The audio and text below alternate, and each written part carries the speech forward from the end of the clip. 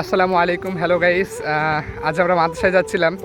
হঠাৎ করে আমার বন্ধু মুহিবুল্লাহ আল মাহমুদ ওরফে কমারুন শিল্পগোষ্ঠীর প্রধান পরিচালক এর সাথে দেখা প্রতিমধ্যে।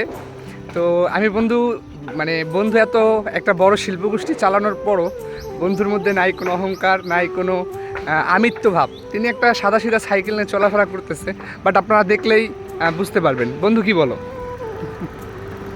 আচ্ছা বলো, তোমার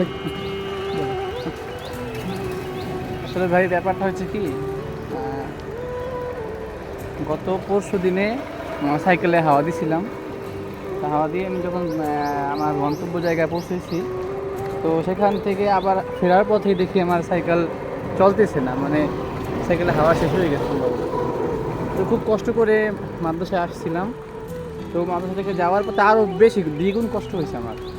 তো এখন দেখলাম যে চাক্কায় হাওয়া নেই, পিছনের চাক্কায়। এখন মানে হয়তো বা লিক হয়েছে, ঠিক করতে হবে। তো সেই কারণেই আর কি আমার আজকে পুরো আমার সেই জায়গা থেকে মাদ্রাসা পর্যন্ত একদম আমার পুরো পায়ে হেঁটে আসা। তো বুঝেন যে আমার ফিলিংসটা কেমন।